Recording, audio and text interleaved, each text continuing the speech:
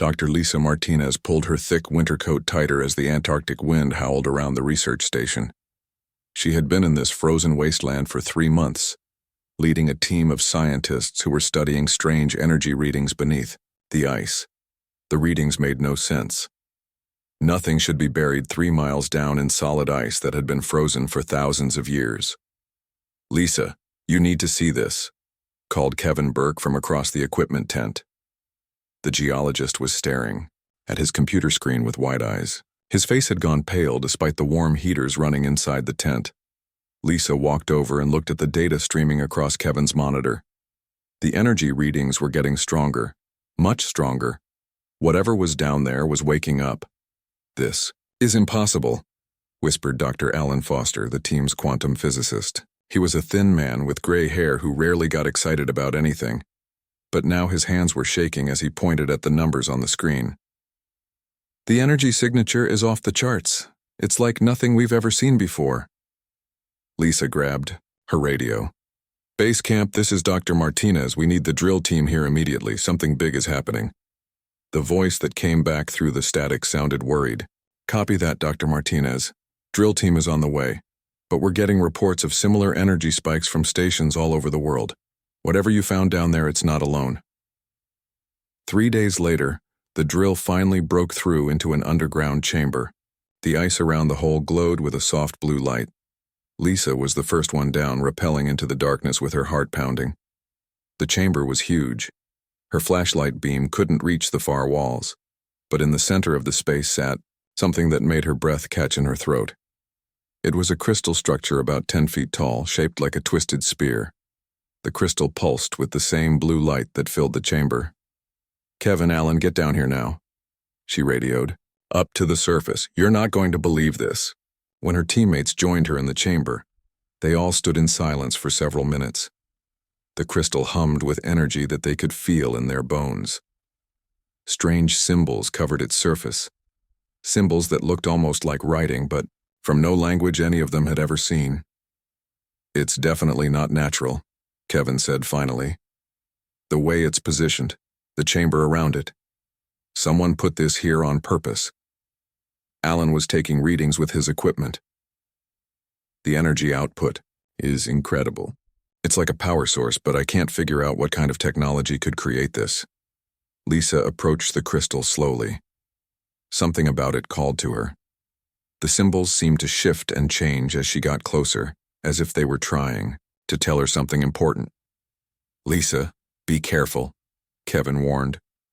"We don't know what that thing does." But Lisa couldn't stop herself. She reached out and placed her palm against the smooth surface of the crystal. The moment her skin touched the alien material, everything changed. The crystal blazed with brilliant light that filled the entire chamber. The humming sound became a deep throb that shook the ice around them. And somehow, impossibly, Lisa could understand what the symbols meant. "The time vault has been opened," she whispered, the words coming from somewhere deep in her mind. "The fleet awakens." Far above them, every satellite in Earth's orbit suddenly detected massive energy signatures appearing around the globe. In underground bunkers, alarms began wailing as defense systems that had been sleeping for over a century came back to life. Admiral Jack Harrison was drinking his morning coffee in his office at NORAD when his aide burst through the door without knocking.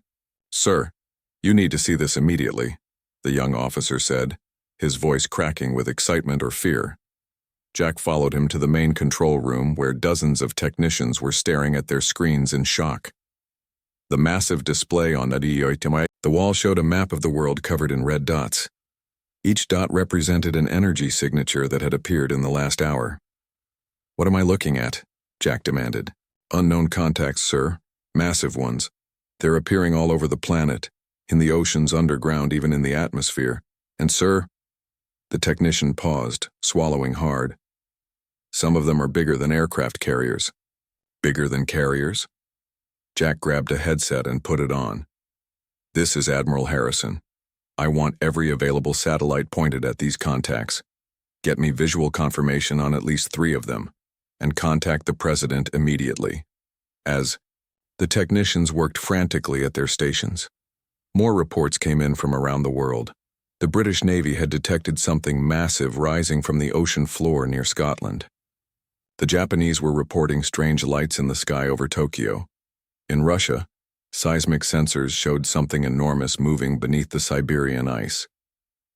Back in Antarctica, Lisa was still touching the crystal, her eyes glowing with the same blue light. Information flooded her mind, images and knowledge from somewhere else, someone else. She saw Earth as it was in 1923. She saw a group of scientists and world leaders gathered in secret, studying wreckage from a crashed alien ship. She saw them learning terrible truths about what was coming for humanity, and she saw their solution. "Kevin, Alan," she said without taking her hand off the crystal. "We need to contact the outside world right now. There are things in the sky, big things. They're ours, but nobody alive knows about them yet." "What are you talking about?" Alan asked, but even as he spoke, his radio crackled to life with urgent messages from their base camp. "All teams, return to base immediately. We have unidentified objects appearing in airspace worldwide. Military aircraft are being scrambled." Lisa finally removed her hand from the crystal, but the blue glow remained in her eyes. "They've been waiting," she said quietly.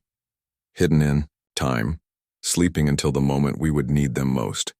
The fleet is waking up because something else is coming. Something that wants to destroy us all." Above them, the crystal's light grew brighter, sending its signal across the planet to dozens of other hidden sites. In secret locations around the world, massive doors that had been sealed for a century began to open. Ships that had been built, with technology far ahead of their time, started their engines for the first time in over 100 years. The time vault had been opened, and Earth's hidden defenders were finally ready to emerge from their long sleep. Captain Nicole Stevens opened her eyes and immediately knew that something was wrong. The last thing she remembered was lying down in the stasis pod aboard the TDS Olympus, flagship of humanity's secret defense fleet. That had been in 1924, just 1 year after the fleet's completion, but the air tasted different now. The ship's computers were showing readings that made no sense. According to the chronometer, it was 2025. "Status report," she called out as she climbed from her pod. Her voice echoed in the empty chamber where hundreds of other pods were also opening with soft hissing sounds. Commander Paul Rodriguez was already awake and checking the ship's systems. He was a short, stocky man with kind eyes who had been her chief engineer since the fleet's construction began. "All systems operational, Captain. But according to the computers, we've been asleep for 127 years. Nicole felt her heart skip a beat. The plan had been to sleep for maybe 50 years until the alien threat arrived. But over a century, what had happened to Earth while they slept? Around them, the rest of the crew was waking up. 2,000, men and women who had volunteered to leave everything behind to protect a future they would never see. Except now that future was their present. "Paul, I need a full system check on all 847 ships in the fleet. Then get me a communication link with Earth. We need to know what triggered our awakening." As Paul worked at his station, Nicole walked to the main viewing window. Outside, she could see dozens of other ships from their fleet floating in the darkness of space. Each one was a masterpiece of engineering, built using technology that humanity had barely understood even when they were constructed. The ships looked like nothing Earth had ever built before or since. They were sleek and silver, with hulls that seemed to bend light around them. Energy shields flickered around each vessel, and weapons that could destroy entire cities waited in hidden compartments. "Captain," Paul called from his station. "I'm picking up radio signals from Earth, lots of them. And Captain, they're speaking English, but with accents and words I don't recognize. Language has changed a lot while we were sleeping." Nicole nodded. She had expected that. But what worried her more was why they had been awakened now. The alien invasion wasn't supposed to happen for decades yet. "Captain Stevens, this is Admiral Jack Harrison of the North American Defense Command. Please, respond if you can hear this transmission." Nicole grabbed the communication headset. "Admiral Harrison, this is Captain Stevens of the Terran Defense Fleet. We hear you loud and clear." There was a long pause before Harrison's voice came back, filled with amazement. "Captain Stevens, is it true that your fleet has been in space? For over a century? That's correct, Admiral. We were placed in temporal stasis in 1924 with orders to awaken when the alien threat approached Earth. What year is it, and why have we been activated? Another pause. Then Harrison's voice grim and serious. Captain, it's 2025, and our deep space sensors have detected a massive alien fleet at the edge of our solar system. They're heading straight for Earth. Nicole felt cold despite the warm air in the ship. The plan had worked, but barely. If the aliens had arrived even a few years earlier, the fleet might still have been sleeping. Admiral, I'm going to send you our historical records. Everything we learned about the enemy back in 1923. But first I need to know, what's Earth's current military capability? Harrison's answer made Nicole's stomach drop. Captain, our most advanced warships are barely capable of reaching Mars. Our weapons are primarily chemical rockets and energy beams. Against what our sensors are showing us approaching, we don't stand a chance. Nicole looked around at her crew, men and women who had given up their lives to protect a world they had never seen. Now that world was depending on them. Admiral, we have 847 ships with technology that's still centuries ahead of anything Earth has developed. Each ship carries weapons designed specifically to fight these aliens. We also have detailed information about their tactics, their weaknesses, and their goals. What are their goals, Captain? Nicole activated her historical database and began reading from the files they had compiled over a century ago. They call themselves the hegemony. They're a parasitic species that travels from world to world, consuming entire civilizations. They don't want to conquer Earth, Admiral. They want to eat it. Eat it? They absorb the biological and technological resources of every planet they encounter. Every living thing becomes part of their collective. Every piece of technology gets integrated into their ships. They've been doing this for thousands of years across hundreds of worlds. Through the communication link, Nicole could hear voices in the background, people talking quickly and urgently. She understood their fear. Learning that monsters from space were coming to devour your entire world was not easy news to accept. Captain Stevens, Harrison said finally, what do we do? Nicole looked out at her fleet, ships that had been built by the greatest minds of 1923, using technology that had been reverse-engineered from a crashed alien scout ship. For over a century, they had floated in space waiting for this moment. We do what we were designed to do, Admiral. We fight. But first, I need to know everything about Earth's current defenses. The hegemony will try to land ground forces to begin the absorption process. We need to coordinate our space-based attacks with whatever planetary defenses you have. Captain, about those planetary defenses. Harrison paused. We might have more than you think. Ever since your fleet appeared, we've been detecting activation signals from sites all around the world, places that have been hidden for decades. It looks like your people didn't just build a space fleet, they built ground defenses too. Nicole smiled for the first time since waking up. The planners from 1923 had been even more thorough than she had realized. They hadn't just built a fleet to fight in space. They had prepared Earth itself for war. Admiral, we have a lot of work to do, and not much time to do it. The hegemony ships are fast, and once they enter our solar system, they'll start their attack immediately. We need to begin coordination between our forces right away. Understood, Captain. We're setting up secure communication channels now. And Captain, thank you. All of you. I don't know what we would have done without you. Nicole looked around at her crew, people who had sacrificed everything to protect strangers they would never meet. Admiral, this is what we came here to do. Earth's hidden fleet is awake and we're ready for war. President Karen Walsh stood before the largest gathering in United Nations history. Every seat in the assembly hall was filled, and millions more watched on television and internet streams around the world. The news about Earth's hidden fleet had spread like wildfire, causing panic in some places and hope in others. Ladies and gentlemen, President Walsh began, her voice calm despite the enormous weight of what she was about to reveal. What I am about to tell you will change how we see our past, our present, and our future. She activated a large screen behind her that showed documents marked with dates from the 1920s. The papers looked old and yellowed, covered with signatures from world leaders whose names were in history books. In 1923, leaders from 12 nations formed a secret alliance called the Terran Defense Initiative. They had discovered evidence of an alien race that had been watching Earth for thousands of years, waiting for us to develop advanced technology before they attacked. The assembly hall buzzed with whispers and gasps. President Walsh continued. These leaders made a choice that saved our world.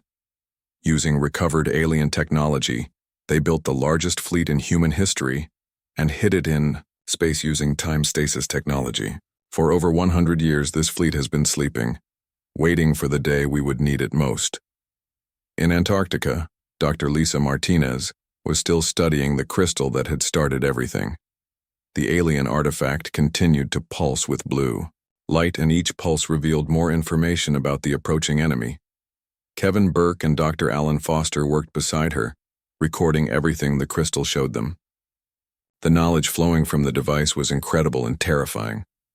"Lisa, look at this," Kevin said, pointing to new symbols appearing on the crystal's surface. "It's showing us star maps. These creatures have destroyed dozens of worlds." Lisa nodded grimly. The crystal had revealed that the aliens called the hegemony had been traveling through space for millennia. They moved from solar system to solar system like a plague, consuming everything in their path. Entire civilizations had been absorbed into their collective consciousness. "The crystal is giving us their complete battle history," she said. "Every world they've attacked, every strategy they've used. The people who built our hidden fleet knew exactly what was coming." Meanwhile, in space aboard the TDS Olympus, Captain Nicole Stevens was meeting with the awakened commanders of the entire hidden fleet. The conference room was filled with men and women who had been asleep for over a century, now facing a war. They had trained for their entire lives. Commander Lisa Hayes, the fleet's intelligence officer, was briefing them on the enemy's capabilities. She was a tall woman with sharp eyes who never missed a detail. "The hegemony fleet consists of biomechanical ships," she explained, pointing to holographic displays that showed twisted, organic-looking vessels. "These ships can adapt to most conventional weapons by literally changing their structure. They're part machine, part living tissue." "How many ships are we facing?" asked Captain Robert Chen of the TDS Defender. "Our deep space sensors count at least 3,000 vessels," Lisa replied. "Each one is capable of carrying thousands of ground troops designed to begin the absorption process on planetary surfaces." Captain Stevens studied the tactical displays. The enemy fleet was still days away, but when it arrived, the battle would decide the fate of every living thing on Earth. Back on Earth's surface, something remarkable was happening. As news of the alien threat spread, humanity began to unite, in ways that had never happened before. Old enemies put aside their differences. Nations that had been at war for years called for immediate ceasefires. In major cities around the world, hidden defense systems were activating. Weapons platforms, that had been disguised as monuments and office buildings for decades, began revealing their true purpose. The planners from 1923 had been incredibly thorough. Danny Foster, Dr. Alan Foster's 25-year-old nephew, was one of the first volunteers to sign up for training with the Hidden Fleet's fighter craft. He had been a test pilot for the Air Force, but nothing had prepared him for the advanced technology of the stasis ships. "These fighters are incredible," he told his instructor, a pilot named Jake Murphy who had been awakened from the fleet just days before. "The controls respond to thought as much as touch." Jake nodded. He was still adjusting to being awake in 2025, but his duty was clear. "The ships were built using alien technology we captured in 1923. They're designed to outfly anything the hegemony has." Training programs began worldwide as the Hidden Fleet shared its advanced technology with Earth's current military forces. The weapons and defensive systems that had been sleeping for over a century were far beyond anything modern Earth had developed, but they needed human operators who understood current tactics.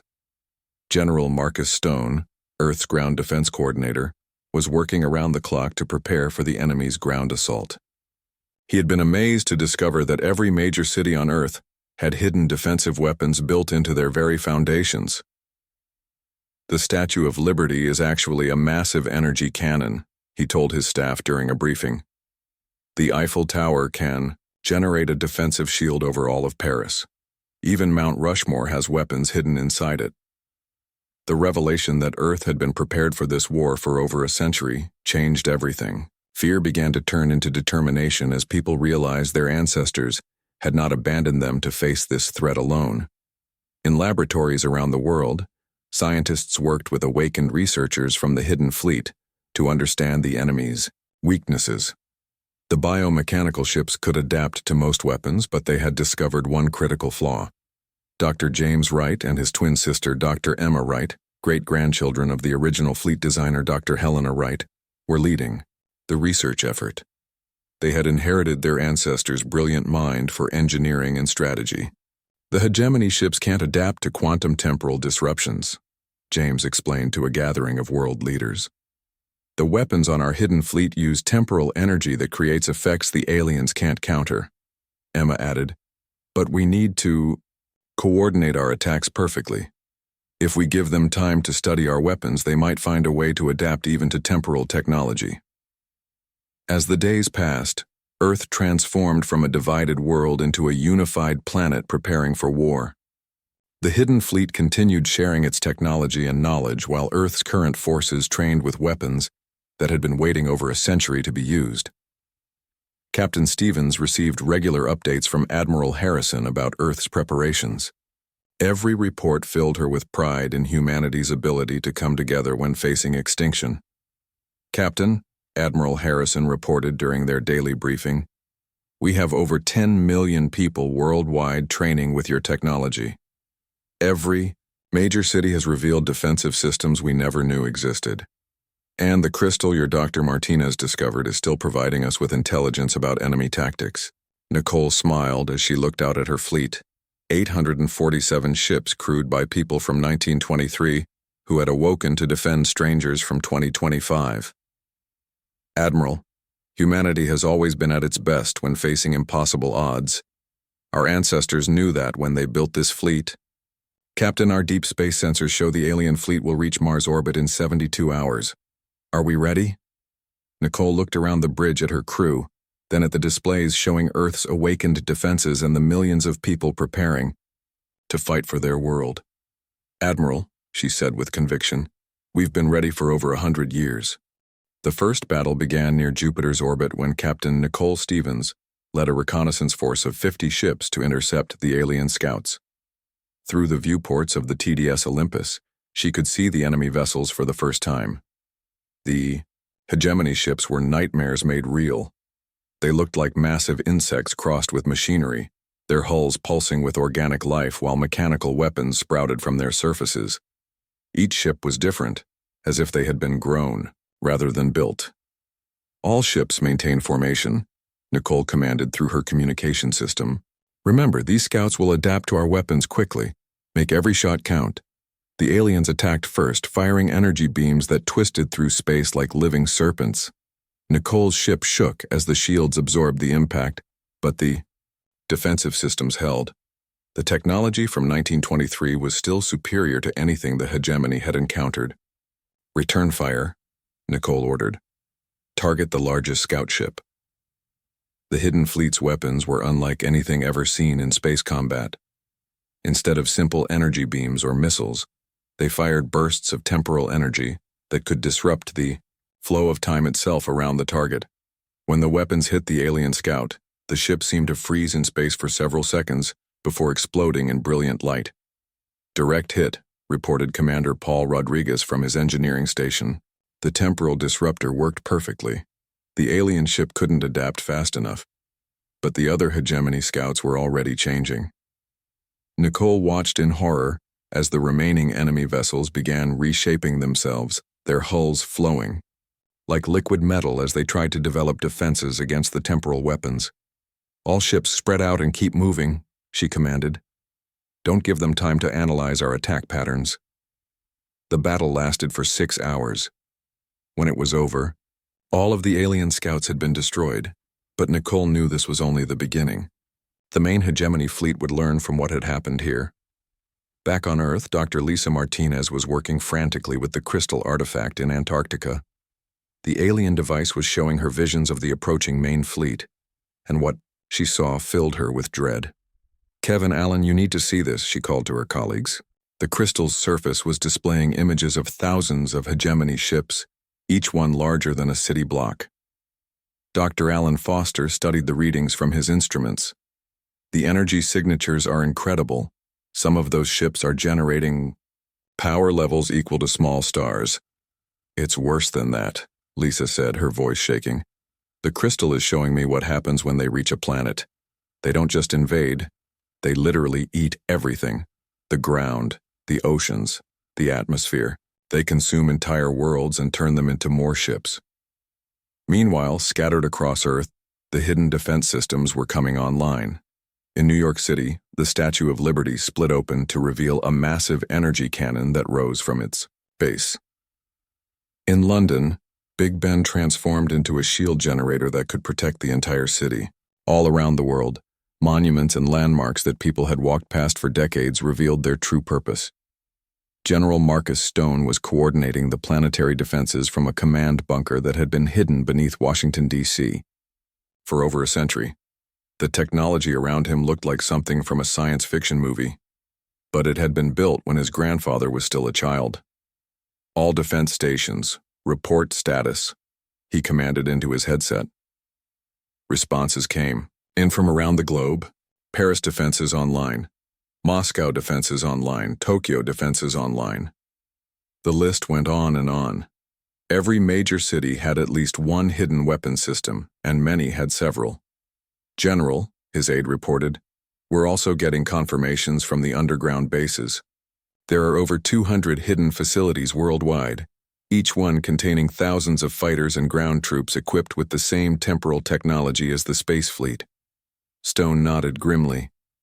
The people of 1923 had planned for every possibility. They had known that the space fleet alone might not be enough. High above Earth, the main hegemony fleet finally arrived. Admiral Jack Harrison watched from NORAD as 3,000 alien ships appeared on his sensors, each one larger than anything humanity had ever built. Captain Stevens, he radioed to the hidden fleet. They're here. The main force just entered Mars orbit. Nicole's voice came back calm and steady despite the impossible odds they faced. We see them, Admiral. All fleet units are moving to intercept, but they're going to try to get past us to reach Earth's surface. Your ground defenses need to be ready. The aliens didn't wait. Within hours of arriving, advanced hegemony forces began attempting to break through Earth's atmosphere, but they met resistance they had never encountered before. Danny Foster was piloting one of the hidden fleet's fighters when the first wave of alien ships tried to reach Earth. His craft was sleek and fast, armed with miniaturized temporal weapons that could punch through even the adapted hulls of hegemony vessels. This is incredible, he radioed to his squadron leader, Jake Murphy. These ships handle like they're reading my mind. They practically are, Jake replied. The neural interface, technology connects directly to your thoughts. Just focus on what you want the ship to do. The fighter battle was unlike anything in human history. Ships that could bend time fought against vessels that could reshape themselves in seconds. The hidden fleet's pilots had the advantage of superior technology, but the aliens had the advantage of numbers. On Earth's surface, the first hegemony ground forces managed to break through the orbital defenses and land in remote areas, but they found Earth was not the defenseless planet they had expected. Hidden bunkers opened across the continents, releasing human soldiers equipped with weapons that had been waiting over a century to be used. The temporal rifles could freeze alien troops in place while heavier weapons disrupted their biomechanical systems. Dr. James Wright and Dr. Emma Wright were coordinating the technological aspects of the ground war from a facility beneath Mount Rushmore. The monument above them had split open to reveal a fortress bristling with defensive weapons. The aliens are trying to establish absorption points, Emma reported to General Stone. They're attempting to begin converting Earth's soil into biomass they can use to grow more ships. James was monitoring the battle through sensors placed around the globe. Our ground forces are holding them back, but barely. The hegemony troops adapt quickly to our weapons. The tide of battle shifted constantly. Human forces would gain ground using their temporal weapons, then the aliens would adapt and push back. In space, the hidden fleet fought desperately to prevent more enemy ships from reaching Earth. The critical moment came when the largest hegemony vessel, a ship the size of a small moon, broke through the orbital battle and began descending toward Earth. This was the Prime Assimilator, the command ship that controlled the entire alien fleet. "All units concentrate fire on the command ship," Captain Stevens ordered. But even the combined firepower of the entire hidden fleet couldn't penetrate the massive vessel's defenses. The Prime Assimilator entered Earth's atmosphere over the Pacific Ocean, its arrival causing tidal waves and hurricanes as it displaced massive amounts of air and water. If it reached the surface, it would begin the final phase of planetary consumption. Admiral Harrison, Nicole radioed to NORAD, "We can't stop the command ship from space. Your surface defenses are going to have to handle it." Harrison activated every weapon system on Earth simultaneously. Energy beams from hidden installations struck the descending alien ship, but its shields absorbed most of the damage. The Prime Assimilator continued its descent toward the ocean surface. But then, something unexpected happened. The crystal artifact in Antarctica began pulsing with brilliant light, and Dr. Lisa Martinez suddenly understood what needed to be done. "The crystal isn't just a communication device," she radioed to all human forces. "It's a weapon. It can disrupt the hegemony's command structure across their entire fleet." As the Prime Assimilator prepared to complete its landing, humanity prepared for the most desperate gamble in its history. The battle for Earth was about to reach its climax, and everything would depend on whether the technology left by their ancestors from 1923 would be enough to save them from total extinction. The Prime Assimilator hit the Pacific Ocean with the force of a meteor impact. Massive waves spread out from the crash site, but the alien command ship remained intact, floating on the surface like a mechanical island. Within hours, it began, extending tendrils into the ocean floor, starting the process that would consume Earth's entire biosphere. Captain Nicole Stevens watched from orbit as her fleet fought desperately against the remaining hegemony ships. They had destroyed over half the alien fleet, but the survivors were adapting faster to each attack. Worse, more enemy ships were arriving from deep space every hour. "Paul, how are our weapon systems holding up?" she asked Commander Rodriguez. "We're running low on temporal energy cells," he reported grimly. "At this rate, we'll be out of ammunition within 12 hours. Nicole knew they needed a new strategy. The conventional space battle wasn't going to save Earth. They needed to strike at the heart of the enemy command structure. In Antarctica, Dr. Lisa Martinez was experiencing visions through her connection with the crystal artifact. She could see the entire hegemony fleet as if she were floating in space above it. More importantly, she could see the streams of communication connecting all the alien ships to the Prime Assimilator. "The command ship is the brain of their entire operation," she explained to Kevin Burke and Dr. Alan Foster over the radio. "If we can disrupt its control signals, the whole fleet will lose coordination." "But how do we get close enough?" Kevin asked. "That thing is surrounded by hegemony ships and defended by weapons that could destroy a city." Lisa smiled as the crystal showed her the answer. "We don't need to get close. This crystal can transmit its disruption signal through quantum space directly to their command ship, but it needs to be powered by temporal energy from the fleet." High above Earth, Danny Foster was piloting his fighter in the most important mission of his life. Captain Stevens had chosen him to carry a temporal energy transmitter that would boost the crystal's signal. His job was to get close enough to the Prime Assimilator to establish a connection. "Remember, Danny," came Jake Murphy's voice over the radio, "you only need to maintain the connection for 60 seconds. After that, get out of there as fast as you can." "Understood," Danny replied, diving his fighter through Earth's atmosphere.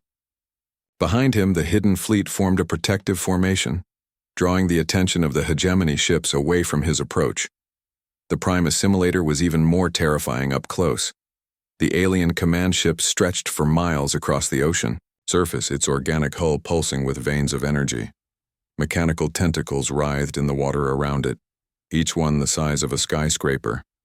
Danny activated his ship's stealth systems and approached from below, skimming just above the ocean waves. The temporal energy transmitter in his cargo bay hummed with power drawn directly from the fleet's main engines. "Lisa, I'm in position," he radioed to Antarctica. "The transmitter is ready." Activating the crystal now, came Dr. Martinez's voice. Hold steady for 60 seconds. The moment Lisa touched the crystal and activated its weapon function, every hegemony ship in the solar system shuddered as if struck by an invisible hammer. The alien vessels began losing formation as their communication links to the prime assimilator were severed one by one. But the command ship fought back. Massive energy beams erupted from its hull, reaching up toward Danny's fighter. His ship's shields flared as they absorbed the incoming fire. 30 more seconds. Lisa's voice came through the static caused by the energy discharge. Danny gritted his teeth and held his position as the ocean around him boiled from missed shots. His fighter's hull was heating up dangerously, but the temporal transmitter continued to amplify the crystal's signal. In space, Captain Stevens watched as the hegemony fleet began to fall apart. Ships that had been coordinating their attacks perfectly were now firing randomly or even hitting each other. The alien adaptation systems were failing without central command to guide them. All ships, concentrate fire on the disorganized vessels, she ordered. This is our chance to break their fleet. The hidden fleet pressed their advantage. Temporal weapons that the aliens had been adapting to suddenly became effective again as the hegemony ships lost their ability to share defensive information with each other. Commander Lisa Hayes, monitoring the battle from her intelligence station, reported what everyone could see on their screens. Enemy fleet coherence is collapsing. They're fighting as individual ships now instead of a coordinated force. General Marcus Stone was coordinating the ground assault on the prime assimilator from his command bunker. With the alien command ship's defenses disrupted, Earth's hidden weapon systems could finally penetrate its shields. All planetary defense systems target the command ship, he ordered. This is what we've been waiting over a century for. Energy beams from installations around the world converged on the prime assimilator. The Statue of Liberty's cannon fired a blast that could be seen from orbit. Big Ben's shield generator created a focused beam that sliced through the alien ship's hull. Mount Rushmore opened completely to reveal a weapon that fired concentrated temporal energy. The alien command ship began to crack under the combined assault. Its mechanical tentacles writhed in agony as its hull split open, revealing the organic core that controlled the entire hegemony fleet. 60 seconds complete, Danny reported. I'm getting out of here. But as he tried to pull away from the prime assimilator, one of its dying tentacles struck his fighter. The small ship spun out of control, its engines damaged and systems failing. Danny's going down, Jake Murphy reported. I'm going in after him. Negative, Captain Stevens commanded. The command ship is about to explode. Anyone too close will be caught in the blast. Danny managed to stabilize his fighter just above the ocean surface, but he couldn't get far enough away in time. The prime assimilator was collapsing in on itself as its organic core died, building up to an explosion that would level everything within 50 miles. Then Danny had an idea. His fighter's temporal drive was damaged but still functional. If he could create a localized time field around himself, he might be able to survive the blast by slowing down time in his immediate area. This is going to be crazy, he muttered, pushing his fighter's temporal systems beyond their safety limits. The prime assimilator exploded with the force of a hydrogen bomb. A sphere of destruction expanded outward from its position, vaporizing everything in its path. But at the center of the blast, a small bubble of slowed time protected Danny's fighter as the explosion passed over him like a slow-moving wave. When the blast cleared, the ocean was empty except for Danny's damaged but intact fighter floating on the surface. The prime assimilator was gone, and with it, the central command that had controlled the entire hegemony fleet.